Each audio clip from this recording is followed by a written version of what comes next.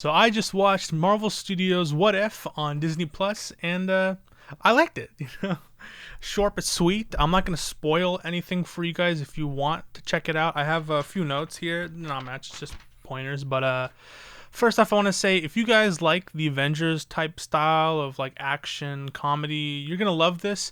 Even though the first Avenger, which this the first episode takes place, is the Avenger, Captain America, first Avenger, but instead of Steve Rogers being the super soldier, it's actually Peggy Carter. Nothing. It's already in the it's in the trailer, so I'm not spoiling anything, but I'm not going to go into like the depths. But basically, it is what you're going to expect it is. It takes a few of the key points from the first Captain America movie, but switches it around a bit. A lot more comedy, as I said, than the first movie. So yeah, instead of Steve Rogers, Peggy Carter goes through all the stuff, same plot points, train scene. I'm gonna stop spoiling stuff. What kind of griped me when I first when I first saw that they were doing a What If series, I was like, ooh, maybe I know obviously you can't get a live action series because that'll take a lot of money, a lot of resources, and there's an upcoming one about a Black Panther, and God rest his soul, Chadwick Boseman has passed away, unfortunately, so there won't be that type of option. But apparently he does do voices in his episode. I saw in the credits. I couldn't find the exact credits for this episode. They got impressionists to do, I believe, Robert Downey Jr.'s character and Chris Evans' character, so Iron Man and Captain America.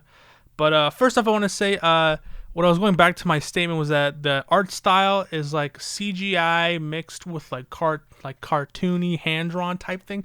So it's not bad, but it reminds me a lot of like Ben 10. Like it looks like a kids show, but don't take the face value, because there is a lot of really good action. There is killing.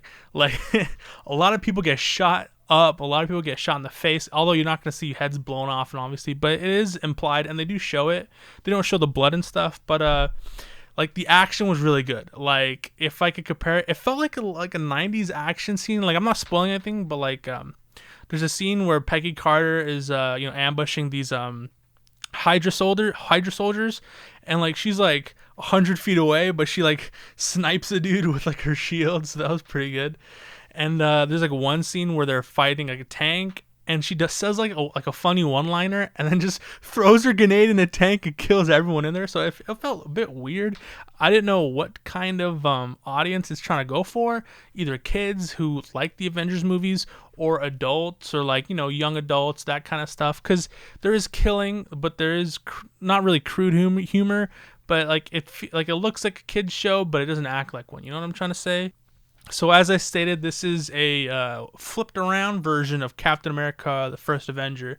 So instead of a man being Captain America, it's a woman. And because it takes place in the 1940s, there was like a lot of like strong like feminism type things, which is okay. I mean, because it is accurate to that era. You either get accuracy, or you try to fray away from feminism, because women weren't treated as equal as men in the 40s, especially in the military, where people were like, oh, you should be home cooking dinner, and you should be making bonds and stuff.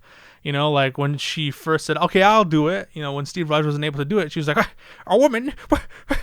I couldn't even fathom a woman being a super soldier, let alone a soldier in general. I was like, you ruined our mission. We were supposed to get a man to do it. And it goes throughout the episode, not entirely, maybe the first, 2/3, one half, maybe. And I thought, my first reaction was like, this again, more political commentary in our superhero movies, like where we're not really trying to get into that. But it wasn't overbearing. Like it wasn't to the point where it's like every man Peggy Carter meets, or Captain Carter meets, there's like, oh, you're a woman. How can you believe I'm a woman? But yeah. So this is gonna be a really short, quick review. As I said, I really like the action scenes. The action scenes is what kept me gripped into the story.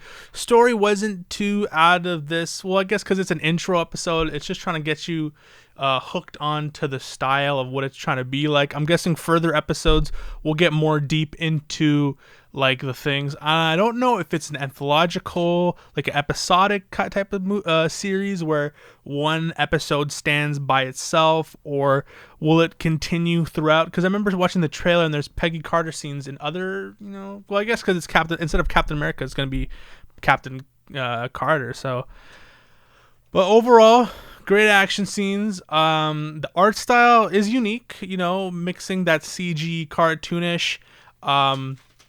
Humor was pretty decent. I chuckled a couple times. A lot of the there's like it's pretty accurate to the times. Like there's like a scene where it's like, this guy is a few sardines short of a can. I'm like, well, I guess it's 1940s humor, so it's accurate to its source material. But I would give this a 8 out of 10. A really strong opening. Some people might get turned off by the feminism themes in the episode, but you don't really mind it. Like, I was one of those guys who were like, come on, dude, my politics and my comic book movies. But it goes away, and I'm not saying I'm like a proud boy or something like that. It's just you give and take with these kid movies. Or, I wouldn't even call them a kid movie because they're comic books. Whatever. Anyways, off tangent, 8 out of 10. I'm not gonna spoil anything. I guess I suggest you guys watch it for yourselves. If you like this of the Avengers, if you like superheroes, if you like action movies, because I was blown away by the action scenes. I thought they were gonna hold back, but there was like 4 or 5 scenes. Yeah, so it's like, if you're like a 20-year-old, you're gonna love this. I'm a 21-year-old, so I love this. Some people might be turned off by its art style, as I was when I first watched the trailer, but I wanted to give it a chance because I do like the MCU. I have, like, if you could see up here, I have the entire MCU catalog on my shelf.